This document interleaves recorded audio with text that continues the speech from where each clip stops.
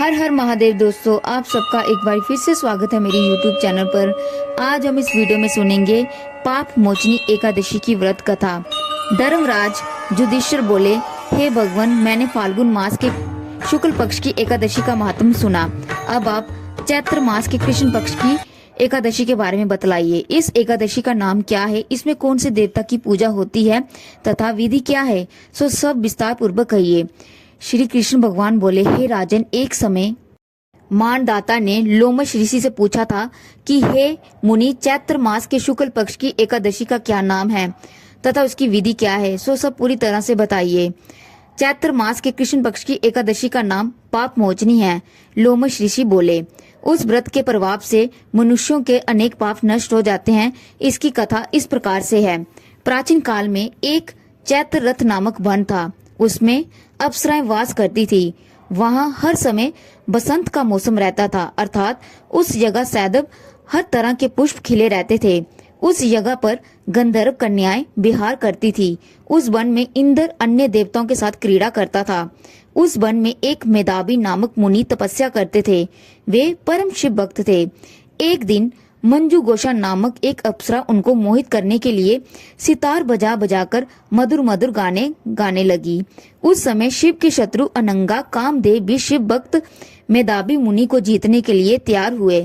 कामदेव ने उस सुंदर अप्सरा के भ्रू का धनुष बनाया, कटाक्ष को उसकी प्रत्यंचा डोरी बनाई, उसके नेत्रों को उस मंजू घोष अप्सरा को सेनापति बनाया। इस तरह कामदेव अपने शत्रु भक्त को जीतने को तैयार हुआ। उस समय मेधावी मुनि भी युवा तथा हष्ट पुष्ट थे। उन्होंने यज्ञोपवी तथा दंड धारण कर रखा था। वे दूसरे कामदेव के समान शोभा पाते थे। उस मुनि को देखकर कामदेव के वश में हुई मंजू घोषा ने धीरे धीरे मधुर वाणी से बीना पर गाना शुरू कर दिया। मेधावी मुनि भी मंजू घोषा के मधुर गाने पर तथा उसके सौंदर्य पर मोहित हो गए। वे अप्सरा उन मुनि को कामदेव से पीड़ित जानकर उनसे आलिंगन करने लगी। वे मुनि उसके सौंदर्य पर मोहित होकर शिव रहस्य को भूल गए और काम वशीभूत होकर उसके साथ रमन करने लगे। उस मुनि को काम के वशीभूत होने के कारण उस समय दिन रात्रि का कुछ भी ध्यान न रहा और बहुत समय तक रमन करते रहे। एक दिन मंजू घोषा उस मुनि से बोली कि हे मुनि, अब मुझे बहुत समय हो गया है, स्वर्ग जाने की आज्ञा दीजिए।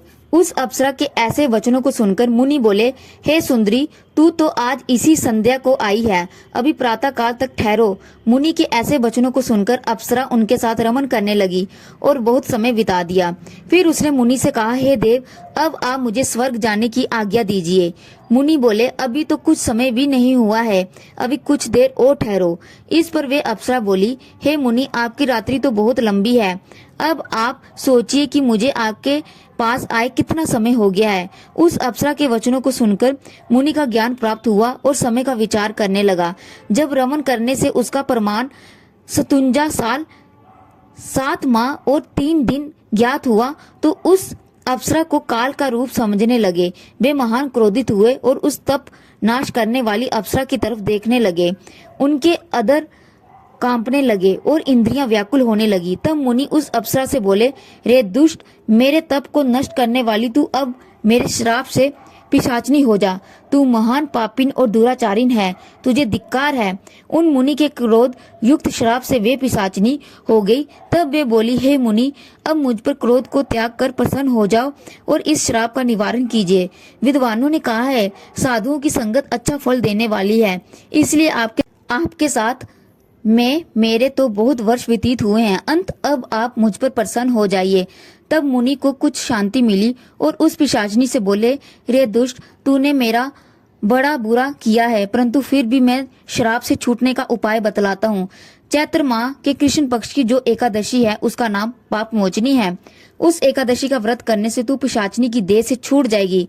इस प्रकार मुनि ने उसको व्रत की सारी विधि बतला दी और अपने पापों का प्रायश्चित करने के लिए अपने पिता चमन ऋषि के पास गए। चमन ऋषि अपने पुत्र मेधावी को देखकर बोले, रे पुत्र, ये तूने क्या किया?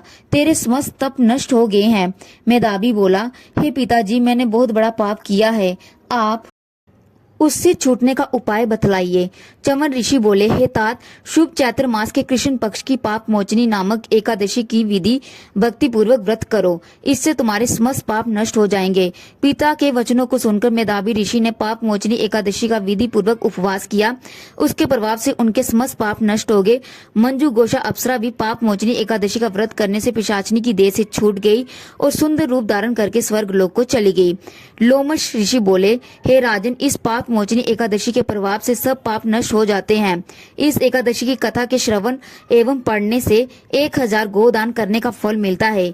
इस व्रत के करने से ब्रह्म हत्या करने वाले, स्वर्ण चुराने वाले, मदपान करने वाले, अग्मय गमन करने वाले आदि के पाप नष्ट हो जाते हैं और अंत में स्वर्ग लोक को चले जाते हैं। जय माता दी। हर हर महादेव। अगर आपको वीडियो अच्छा लगा हो तो वीडियो को लाइक कर दें और चैनल को सब्सक्राइब कर दें।